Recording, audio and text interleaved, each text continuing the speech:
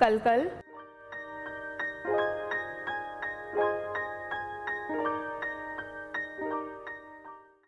Hi, welcome to Sanjeev Kapoor Khazana. I'm Sonika and the recipe that I've got for you today is out of a sweet. So we're making a South Indian sweet that's called kalkal, and it's a really simple recipe. We make it with refined flour, which is deep fried and then coated in powdered sugar. Let's take a look at all the ingredients to make this very simple recipe. Maida, milk, semolina or rava, powdered sugar, 1 egg yolk, butter which is at room temperature, green cardamom powder. For this we're going to prepare a dough first. So we're going to mix in all the dry ingredients, taking the refined flour. To this we're going to add semolina. We're using around 2 tablespoons of semolina. Now we'll add in the powdered sugar. So you have a nice sweet dough throughout. Now let's give all of these dry ingredients a good mix. And next we want to add in all the wet ingredients. So let's start with the egg yolk. We'll add in the melted butter next. Not melted, but butter which is at room temperature. And next we'll finally add in the milk. And now I'm going to use my hands to bring all of this together so we get a nice firm dough. If you feel like you need to add a little bit more water or milk to adjust the consistency to form a dough, then feel free to do that. So I'm going to need some water over here.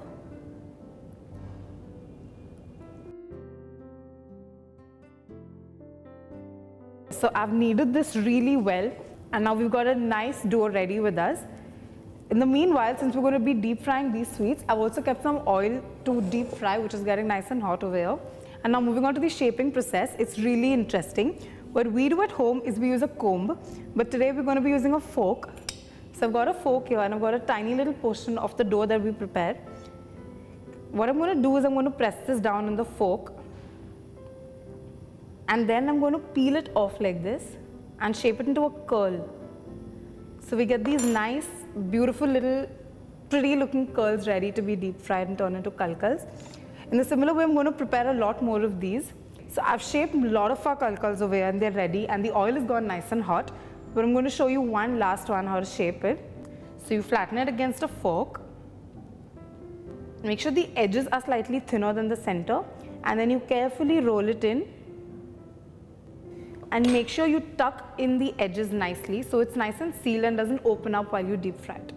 So here it is, it's ready, and our oil is gone nice and hot. So we're going to quickly drop the kalkals one by one and fry these on low heat till they go slightly light brown in color.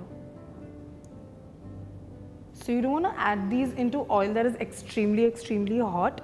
You want it to be moderately hot because you don't want them to go a really dark brown in color, but you want the dough to cook through. So we're going to add this kalkal in medium hot oil. So while our kalkals are frying and they're going to get that lovely light brown color that I was talking about, we are going to toss together some sugar and some cardamom powder, in which we're going to later toss these kalkals in. So I've got some sugar which I'm going to take into a bowl. I'm going to save some for dusting later. And to this I'm going to add some lovely green cardamom powder. Give it a mix. And I'm going to get our kalkals out of the oil and straight into this, so they get nice and coated while they're still hot and warm. And now I'm going to give this a good mix